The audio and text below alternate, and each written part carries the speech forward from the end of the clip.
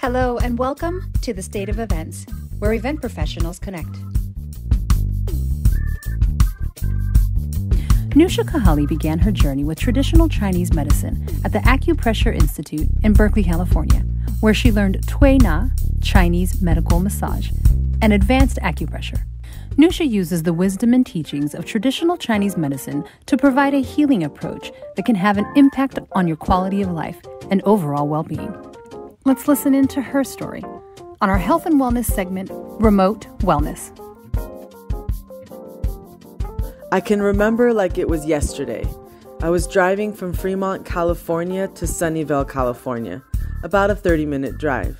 And I had my mother in the car with me. I was 18 years old. We were going to go visit an acupuncturist for the first time as an alternative healing option. My mother at this time had been fighting ovarian cancer for over 6 years. I didn't know at the time, but what began as me just chauffeuring my mother to her acupuncture sessions would later become what I now know as my life's purpose. Unforeseen to me, it wasn't long before I began receiving acupuncture treatments myself. You see, as an 18-year-old, I was beyond stressed out. Let me paint a picture of the achiever that I was. All of my classes were AP or honors classes, which meant I spent a lot of time doing homework and studying. I served as community service officer for the entire student body, basically was responsible for making sure every student at my high school completed their 40 hours of community service necessary for graduation. I ran track and field for all 4 years of high school and played JV basketball for 2 years, one of which I served as team captain. Oh, and I was applying to colleges. A total of 12 applications, if I remember correctly. This was my moment of truth, the moment in which all of my own sacrifices and the sacrifices of my parents would pay off. No pressure whatsoever, of course. And I was also going through a period of emotional turmoil, anger and frustration with some of my friendships and relationships. Needless to say, I stopped menstruating for 11 months. This is also the time where I was diagnosed with Hashimoto's thyroiditis, an autoimmune disease, and PCOS, polycystic ovarian syndrome, one of the most common endocrine disorders in women of reproductive age. I remember lying face up on the massage table in the back of an otherwise small clinic with needles in various locations in my arms and legs, and with lit, smoky moxa sticks that created a feeling of warmth and movement in my entire body. I was also given bags of raw herbs to take home and cook. To me, they looked like twigs and branches more than anything else. After several treatments, my period began again. It continued to become more regular and consistent in the coming months and years. I started educating myself about diet and nutrition and looked into other stress-relieving activities. I started therapy, learned about meditation and yoga, and continued to be as physically active as I had been in high school, but this time with more consistency. I sought acupuncture treatments as often as I could to help me remain balanced and relieve stress. My mother passed away from ovarian cancer when I was just 22 years old. She fought hard for a total of 10 years, including countless surgeries and 7 years of chemotherapy. I witnessed all of it, and it shaped me into a natural caretaker. The seed that was planted from that first day that I took my mom to receive an acupuncture treatment began to grow and flourish with my years of learning about alternative ways to heal my own body and regulate stress. I realized that the better I trained my body in the ways it's naturally meant to function, a natural ability to heal, protect, and self-regulate, the better my overall health and well-being will be. Unable to ignore the calling anymore, a calling that not only chose me, but that I also chose, I started my own career in Chinese medicine when I was 29 years old. I learned the energetic body through acupressure, Chinese massage, otherwise known as Tui Na, Reiki, and medical Qigong. This laid the foundation for when I attended acupuncture school. I've been licensed for over 3 years now, living and working in Oakland, California. Today, I no longer have a PCOS diagnosis, and my thyroid levels have been within the normal range for years now. I continue to lead an active lifestyle with an emphasis on proper diet, nutrition, and supplementation. I've also added regular mindful practices and meditations, time out in nature, and time spent doing the things I love such as salsa dancing, spending time with friends and family, and international travel. To me, health and wellness has been a journey, intertwined with my own personal struggles and that of my dear mothers. I am committed to not only sharing my story with others, but also being of service to others who are on their own healing journey. We're going to be getting into some good stuff today, talking about alternative approaches to health and more specifically addressing this remote wellness workplace. Whether you already were working remote or whether you are new to the remote space, there are definitely some wellness practices that we should be adhering to just because it's good for us. And I thought, what better way to have someone come and speak to this than a guru? So welcome, Nisha. I'm happy to have you. Thank you for your time today. Thank you so much, Sonia. I'm really excited to be here.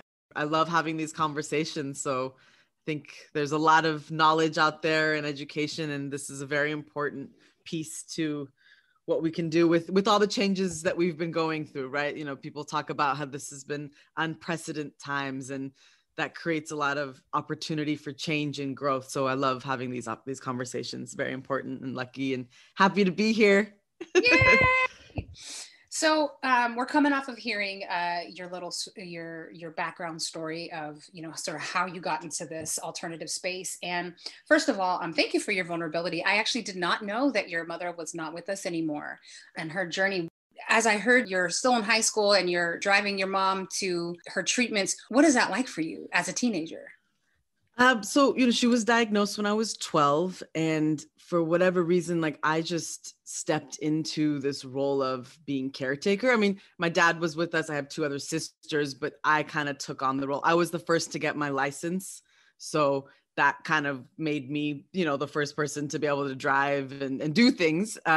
And then apart from the fact that I was just like a natural caretaker. So, you know, it's shaped me in a lot of ways. Like my story said, it introduced me to what is now my purpose in life. So I'm very grateful for that. And I would say, yeah, it was definitely rough. I didn't have like a normal like teenage childhood or anything. I was, you know, since from 12 through, I was always like either supporting her or, you know, didn't do a lot of things that normal teenagers would do.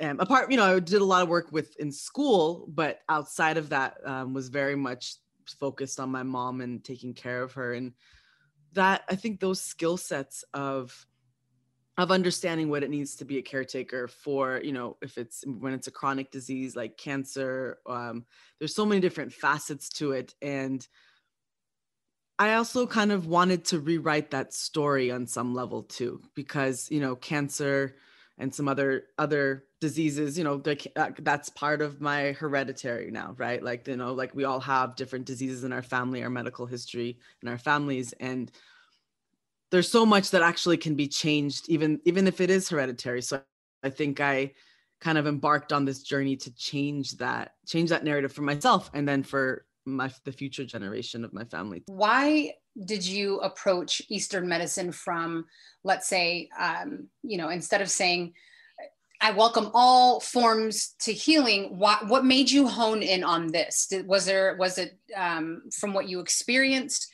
with your mom wholeheartedly, or was there some other type of, you know, did you see someone who went down a traditional medicine for healing route and was like, that's not for me? What really got you to hone in on it being important to you? That's a great question. So when I was exposed to it, I was like, wow, like I kind of described that in my story too of, you know, what are all these herbs? What are all these tools? It was just like this magical, like different way of helping, you know, what helped me heal my body. So it became alternative, but then I also recognized like it's a 5,000-year-old medicine. So 5,000 years worth of observation and kind of trials and error throughout that time, well documented. And it seemed like it was just another approach, another lens to look at something. So there's never one way for everything. I always say like humans, we're not designed to be a one size fits all. Like that's part of what makes us all unique is our differences, right? And also our approaches to health and healing should also be a part of how we we do things, because we are different and that all our bodies are different, and taking a holistic approach is really the way to go, because those differences can vary in different ways, right? So that's why I think, using alternative medicine, and I was just lucky to have been exposed to it. I'm sure if I had been exposed to other things, maybe that would have been also an important thing. But as I've gone through, like, I recognize Eastern medicine, there's other forms and things that I'm, being able to look at and be attracted to as well, but also fit this alternative model, as opposed to like the typical linear medical, like Western medical background and route. Where in the course of our Western society, where in the course are we injected with this one size fits all approach? Is it at birth, when you get vaccinated because that's just what we do? You go to the doctor for your 6-month checkup, your 1-year checkup, your 3, like, what is it that along this whole growth into an adult, where is it that we can identify where it's like, here's the one size fits all model? That's a great question. So a lot of this comes down to diagnosis, right? So, there's formulas, like how I like to describe it is, Western medicine is very good at taking one particular part and separating it from the rest of you. So if you realize you go to different specialists for different aspects, so, you have your cardiologist, you go to endocrinologist, like, so everything is separated. And because everything is separated into different categories, it's basically created a system where you have to input, okay, this is the diagnosis and these are the steps. It's basically formulated so you can repeat these steps with anyone, right? It's like how you create the system. And there is this place for that. Absolutely. I think that's very important for us to have had that and have like specialties and being able to separate and look at different aspects of the body in different ways. However, no two people are alike when they're experiencing symptoms. So one example I like to use is headaches. Like, you could be having chronic headaches, and I could be getting chronic headaches, but our constitutions are different, right? We're more prone for different things. We do better in certain environments or climates than each other. So our medicine also needs to reflect that. So the approach from, like, the alternative, or even maybe Eastern approach, is to say that we are not separating the part from the whole, and we are taking into consideration the entire body. And that includes emotions. Emotions can become pathological if they are stuck in the body for decades at a time. And we talk a lot about that in Chinese philosophy. So that's kind of, I think we got into this one size fits all model because that's how we can help people when everything is formulated and it's based off a particular diagnosis. So there is a space for that, yet I always feel like there needs to be more of an integrative space for that, because that's more based off of when you actually have symptoms and you have issues, and then you get placed into the system. But what if there was a way to prevent a lot of that? So that's where Eastern medicine comes into play, because it's all about preventative. And I always imagine the two together would make an even more impressive model, personally. And that has been a part of my journey as well, of understanding that the body is a unit. It is a holistic unit. There is a reason why something on my foot that is happening in my foot is having a direct link to my liver. Like this is linked. This is linked. And I think even if we were taught that, I think you have to wait till you get to like college or maybe high school to kind of learn about the body, when we need to be learning it like when I'm 5, when I'm in kindergarten. We need to really, I love that. My son wanted for Christmas, he wanted at one of my favorite stores, Hobby Lobby, he found this body figure that's plastic and has all the parts that come out of it that you can take, and you use like this guide to put the body part pieces back. And I love that he wanted to learn about that, because I'm like, he's learning at a very young age how the body works. And we live, our family, we have a holistic and homeopathic approach. Alternative medicine is definitely our way to our path to wellness. And he knows that, like, when I have a headache, Mom, is there any peppermint oil in the house? Or I have a bellyache, can I have some aloe? Can you mix my aloe with a little bit of apple juice? It's like his excuse to have apple juice. He knows that if he feels, and he's just turned 6, and he knows that if he feels any type of, sniffles or maybe anything in his respiratory, he's just like, Mom, can I have some, the particular brand that we buy is like Nature's Shield. It's a combination of all these different essential oils that help his body build up. He's like, give me a packet of vitamin C, Mom. So before I go to school, like, this is what I'm teaching him. He's not learning this in school. I don't know why. But that's incredible. I love that. Yeah, absolutely. We have to teach our kids young. Exactly. And I think one of the other things is like nutrition is actually not emphasized. So most MDs, I'm not exactly sure. I know they get some nutritional training, but I actually get way more training in my acupuncture degree, and it includes Western and like Chinese nutrition. So, because we have to know what's in our food and what we're eating and how we're dealing with the body on that level. So unfortunately, there's not much emphasis or education on that. And I completely agree with you that that's where we need to start, and we have to start kids young. Like that's one of the things, like how we change generational or hereditary issues. A lot of the reason why that continues happening in each generation is the same habits, the same behaviors are also passed on. So if you grew up drinking Diet Coke, you're probably going to end up drinking Diet Coke yourself, right? As an example, right? So if you can change that with the younger generation, that's incredible. I love that. Pardon me, listeners and friends, if we get a little, and we're talking about the body, so we're going to go there, but he can tell if he has not had a bowel movement. He knows directly what's related to that. Like, we go through the things of like, if he's having, he doesn't know how to use the word like cramps in his abdomen. He'll say a belly ache, but I'll like guide him through like what kind of stomach ache. And so when he like touches his like lower abdomen, he'll like describe it. And I'm like, did you poop today? He's like, oh, I didn't poop. So he knows that if he didn't poop, his stomach will feel a certain way. Or if he hadn't had greens in like the entire day, I'm like, did we have a salad? Did we have broccoli? Like, what did you have? Oh, I had a bunch of bread today. Well, what does the bread do? Yeah, probably we should have some broccoli, Mommy, for dinner. So it's like, yes, he's learning this. That's amazing. That is amazing. So that actually touches on one of the things that I like to, like, what I feel like I spend a lot of time doing is awareness. So many of us are so unaware and disconnected from our mind and our body, and they are a unit. They're meant to work together. And when there is that disconnect, that's when you have dis-ease, right? There's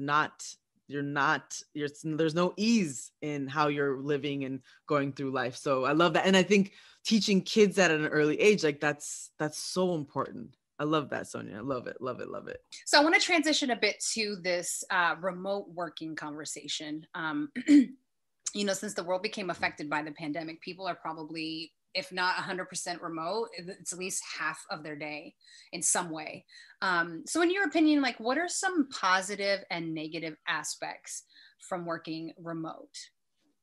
Great. That's a great question. So I would say that some of the positive aspects are, we have more flexibility and comfort while working from home. We were so used to, work was outside of the home, and that created its own stressors. So having it be a part of our day and intertwined actually makes things a little bit easier. It's easy to be on a call for an hour and then, like make yourself lunch instead of having to drive somewhere and do all that. It's like, if you forget to take lunch during the day, like there's other things that you can do, and there's more comfort, and you're also in your home, and you're a little bit more comfortable, right? For the most part. I mean, that may or may not be for everyone, of course. And then I would also say that there's also less stress in having to deal with the outside world. And by the outside world, I mean commutes, traffic, having to get from point A to point B, making sure you have enough gas in your car. There's a lot of different other logistical things that you have to worry about just to get from point A to point B. And then once you get to work, then there's like all of the stressors that come with, if you have meetings, clients, whatever your work is, that also adds more to that, right? So there's less outside influence on how you go about and schedule your day. And we're so used to having all the outside control us, right? There's a very big aspect of that of, we kind of have an opportunity to create our own life schedule and lifestyle, right? Because it's not separate. Yeah. And then I would also say that going from that point forward, that there's more time for reflection and potential a shift in habits. And then maybe changing would be a little bit easier because there's not so many social distractions or other distractions. Like you can implement going for a walk around the block or to the park nearby instead of going to the bar for happy hour, right? Like you could implement that, right? Because that's no longer available. So many things are no longer available. Like I'm a salsa dancer and I love the gym. No, neither of those things have been available to me, but I go on walks. I'm in nature more. So there's been some time to kind of create new habits. And the reflection piece, I think, is super important too. One of the things that we implemented was, so we are bike riders now. We're like official legit bike riders. We have all the gear. We look like nerds. God, I love it. Oh my gosh. I'm like, where's biking been my entire life? Like, because for me, I like to I don't like the stationary workout. That does not work for me. It's like this invitation to create other ways of doing things, because we're so used to being in this hamster wheel. I mean, depending on where you are, what kind of work that you do, obviously, especially in an event industry. I actually, fun fact, I have a background in events, and I used to work in luxury hotels.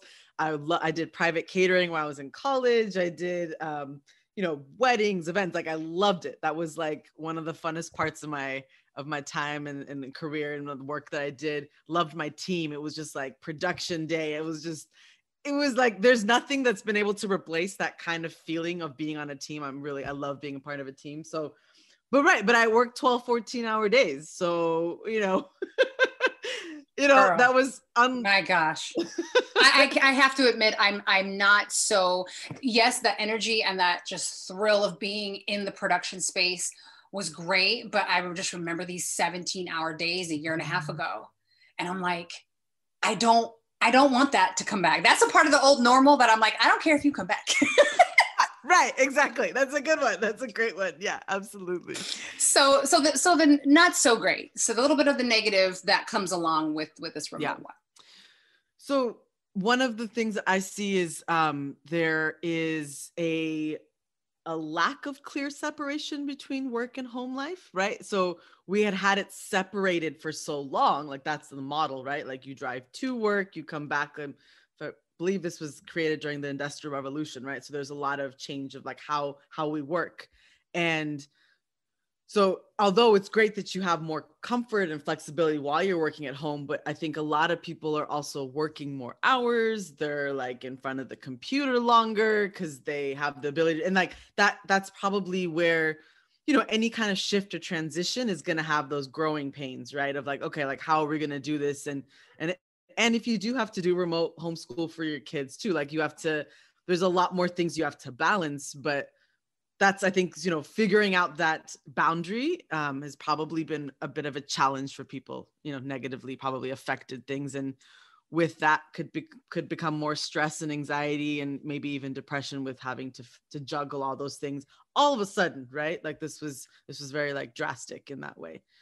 And I would also say that going off of like, maybe more stress and depression and anxiety is like the lack of isolation, right? I'm sorry, the isolation actually. For some people who are introverts, this is like a dream come true for them. They're like, do not want to go back to how things were. I don't have to there's no plans I have to be a part of. This is the life. But for those of us who have, are more extrovert and that's what we get our energy from, the isolation has also kind of could be potentially negative. And if you're working in the event industry, or if you're, just used to dealing with people all day long and seeing people and working with people, all of a sudden not having that piece, could leave a bit of a void. So I think some people are, feeling some ways about that. And the isolation also, a lot of this, there's been a lot of fear, right? There's a lot of fear of, there's been horror stories, there's been so much going on. So sometimes I think the isolation also maybe perpetuates that a little bit too. So all types of like feelings of like, okay, now I'm kind of stuck. So that's just an example of, there's a lot of feelings and potentially negative feelings that can come up with a drastic change that you have to kind of adjust your life to.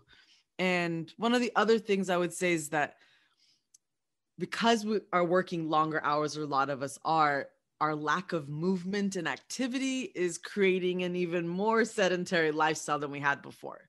So at least, when you were at work, like you had to walk to the water cooler, or you had to like walk, you would walk to go to lunch, or some people walked to get to their bus or train to get to work, right? Those little steps matter. Yeah, absolutely. Absolutely. So, if you're not going around the block, if you haven't implemented like biking or hiking or found all these other ways, because, a lot of people will like go to the gym in the morning and then go to work, or go to the gym after work, right? So there was some movement part of the routine. But again, I think this also comes with like, if you're not creating new boundaries, and because it's a completely new way of living for most Americans, right? Like this is very, and it was like, it happened very quickly. Like you had no time to kind of prepare for it. You had to just make do. So that's one of the other things that, we want to kind of move away from sedentary as much as possible. It's great that we get to do things virtually. Like we just have to be in the comfort of our home, and we can be on the phone, and we can talk to people. But that aspect of maintaining, sitting for hours on end is definitely, we don't want to be going in that direction at all. What are just some takeaway bits that we can do and start implementing right now? Yeah, that's great. A lot of times it's just little tweaks. Like when I have patients and things, I usually I address things with just like, okay, so you're doing this, let's add this one thing to your routine. You think you can do that? Cool. We'll start with that and then move forward with that. Because having like 100 things that you have to change right away, you're not going to change anything with that. Like I always like to set people up for success, not for failure in that way. And so one of the things that causes increased stress on the body is lack of proper hydration. People don't realize that, they're like, well, I drink coffee and I have tea all day and stuff. I mean, yes, those are, or I have juice or whatever. And yes, those are liquid. So, but that's not necessarily hydration. So, and I'm sure people have heard this, like water. I know it's a foreign concept to a lot of us, but water, right? So not just hydration doesn't mean any form of liquid. It mainly means water, right? Or water with electrolytes. Like there's a lot of different things. So that's one of the things I like to start with first, because that's, and then the easiest way I like to suggest to people is, you need to get at least 8 cups of water a day. So how are you going to set yourself up for this? So the best way is to get a container, like a large water bottle, 24 to 32 ounces. That would be probably the best size. And you before you start your day, you fill that water bottle up and you have it next to you. So as you're working throughout the day, you're drinking from it.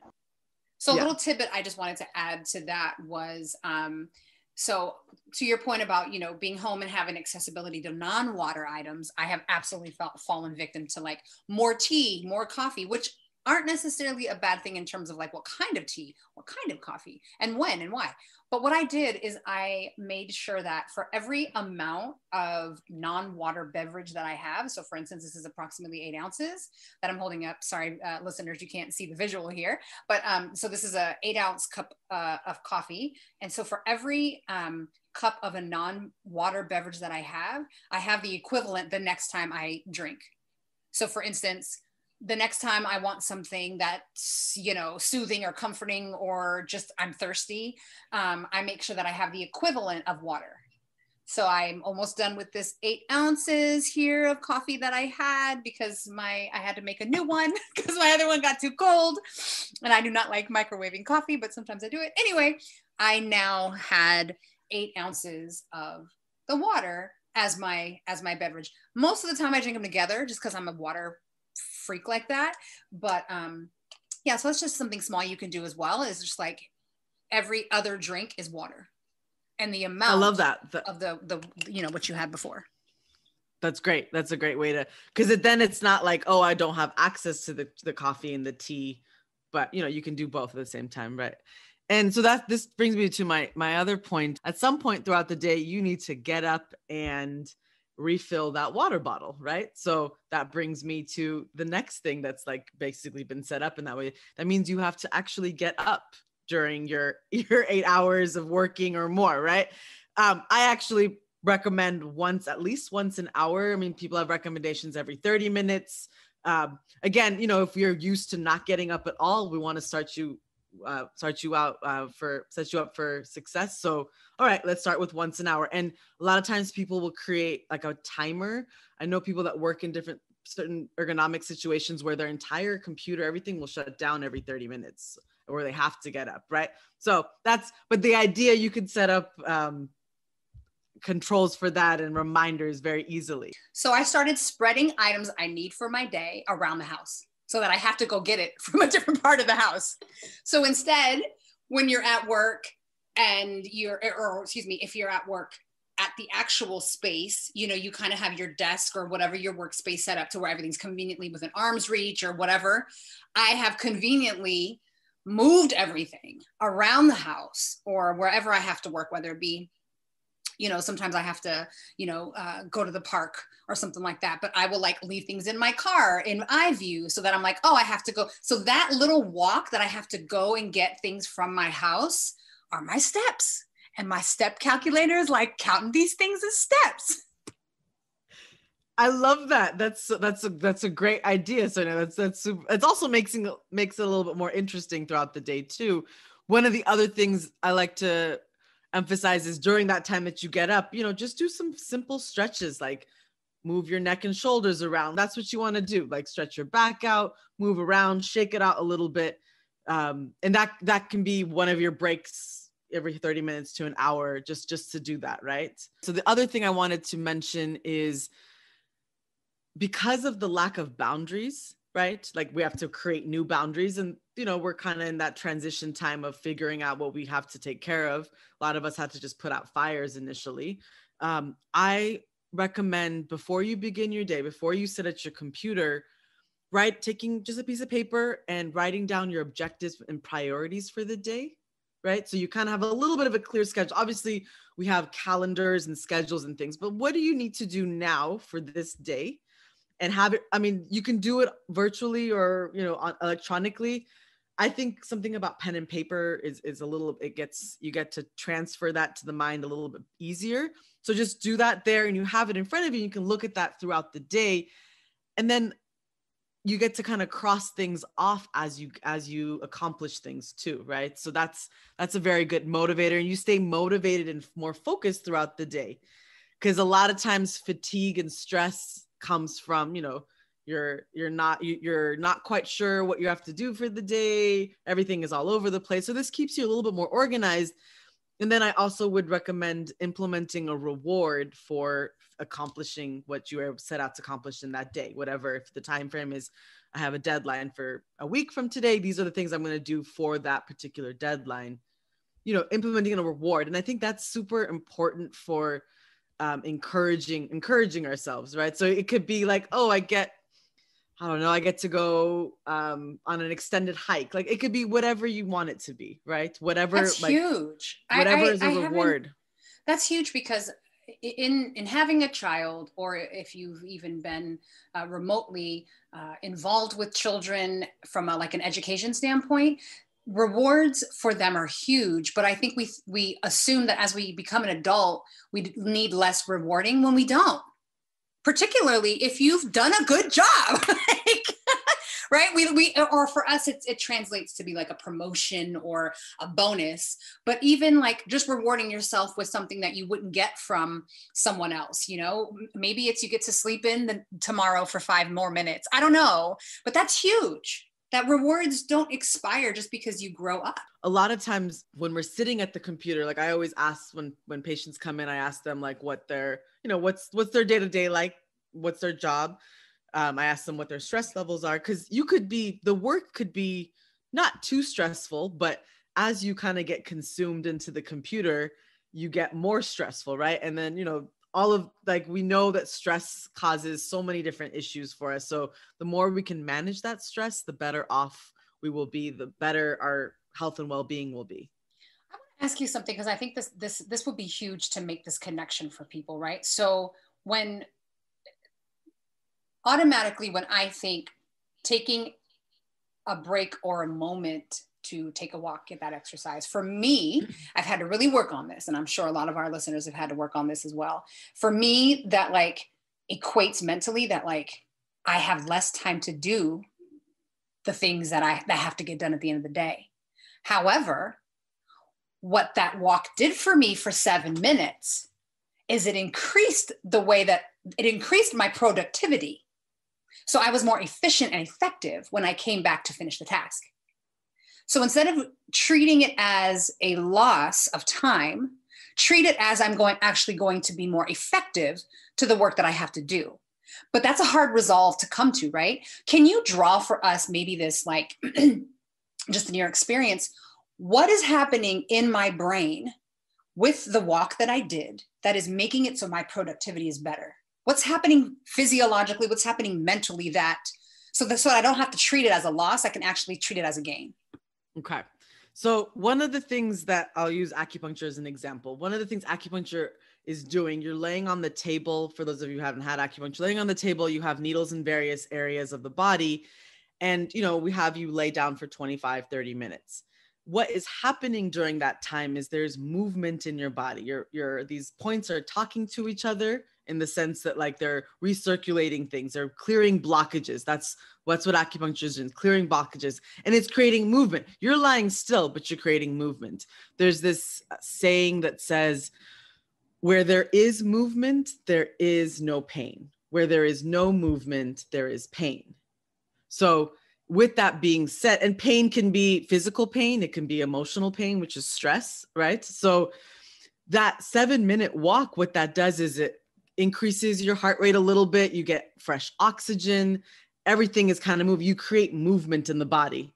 And that's when you come back to it, then you're working from that place and you're not working from adrenaline fatigue because you haven't taken a break all day. And some people are also afraid to take a break because they're like, oh, I'm going to lose momentum. I'm going to lose what but like you said, like, it actually energizes you, right? And we don't need to do 3 hours, 30 minutes to an hour in between necessarily, but just 7 minutes, 5 minutes, even a couple minute breathing exercise would do the trick, because that's all you need for your mind to kind of get a break and reset. So what could I do? What kind of practice could I do seated right here, right now in front of the computer to just eject for the moment?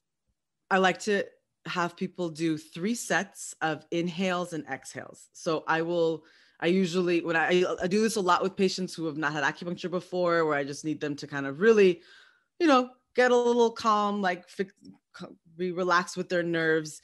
And what I will do is I will kind of slowly count to 10 when we inhale and exhale at a count of 10 as well. So the inhale, it's important to do it through the nose, and the exhale through the mouth. So, and then by the time you get to the third breath, the intention is to have really kind of brought in even more oxygen and expelled even more so, right? So this is just a natural rhythm of how our breath moves all the time. Yet when we bring awareness to it, it works even better. So like I said, just, like you're at your computer, you put everything down. It would be great if your feet can touch the floor, your feet are not crossed. So you're a little bit more grounded in your movements in the breath work. And hands can be on your knees, they can be on your chest or in your lap, whatever is most comfortable, right? Just find a neutral position where your spine is nice and tall and erect, and you're feeling comfortable. Everything feels kind of nice and loose. You're welcome to kind of move your shoulders around to find, if you're getting a little tense, just to find that nice, gentle balance. Okay, and then I'm going to go ahead and have you just close your eyes, settle into the moment. And on my count, go ahead and take a deep inhale through the nose. 1, 2, 3, 4, 5, 6, 7, 8, 9, 10. And exhale through the mouth.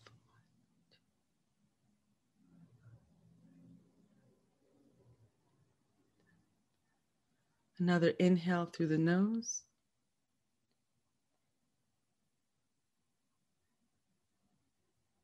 And exhale through the mouth.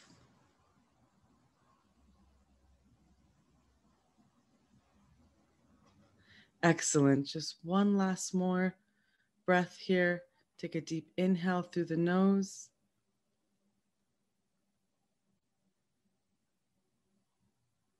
And exhale, let all the air out in that last exhale.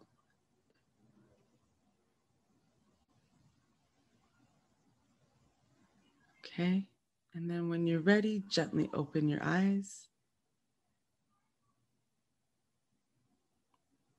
And you're ready to get back to work. Wow, the simple act of breathing. Yep, it's that simple. It really is that simple. And that's, I don't know how many seconds that took us, probably 30 seconds.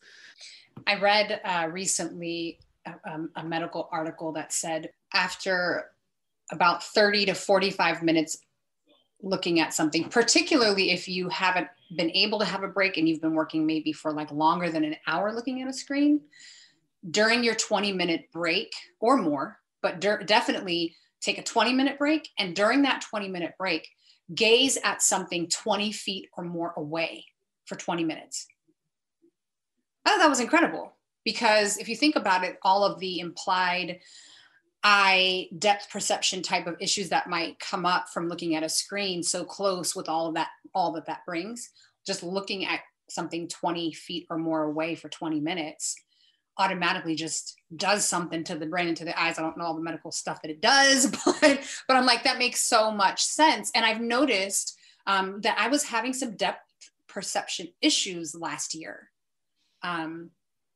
Because I quite honestly, I've been working remote for years and I wasn't taking enough screen breaks. So last year, like it was totally time to level up my remote space because now I was going to actually be forced to work remote. So I bought the Blu-ray anti-blue screen glasses and I started to do these things and I don't have that depth perception issue that happened anymore. This holistic and Eastern medicine approach has a lot more depth to it. And I would love, to have you back, Nisha, to just kind of, continue on this education of alternative routes, particularly for those of us who are working remote. We definitely need to make sure that we're being diligent with the way that we are treating our bodies during this time. And so we're able to really, not even necessarily just get back out to the workforce in person, but even just, so that we can start going places again over the weekend. Until then, we need to know what we can do at home. So this has been super, super helpful. Thank you so much. I am so glad to hear that, Sonia. And I would love to be back on. I love it. I love talking about this and it's so great. And, I understand the event industry for sure. I like, that was a big part of my past and I enjoy it. And I know I know the struggles and I know all of that. And I know it's been hard, especially this past year. So coming back into things, it's a great opportunity to create habits. One of the other things I've been able to discover and it's been very important for my own pivot during this time, because I mentioned like I also spent a lot of time for reflection and wanting to do things more remotely, right? Like this, I wanted to increase my impact. So that's why I love the opportunity to be able to do this. I want to be able to reach more people and teach more skills and tools and, like very simple things that can make a big difference. Right. And so I'm involved in something that's actually what I believe is the future of medicine. I will include my contact information. People can email me through email is a great tool. I also have an Instagram account that I'm working on building at The Art of Wellness by Nisha. You've been listening to The State of Events, where event professionals connect. For more episodes, you can find us on Spotify, iTunes, and Podbean. To engage with us on social media, look for @TSO Community. That's @TSOE Community. You can also visit our Facebook page, The State of Events. Make sure you stay connected by joining our newsletter. And lastly, we would love to hear from you. If you have topic suggestions, if you want to be a guest on the show, send us an email to inquiries@thestateofevents.com. That's inquiries@thestateofevents.com.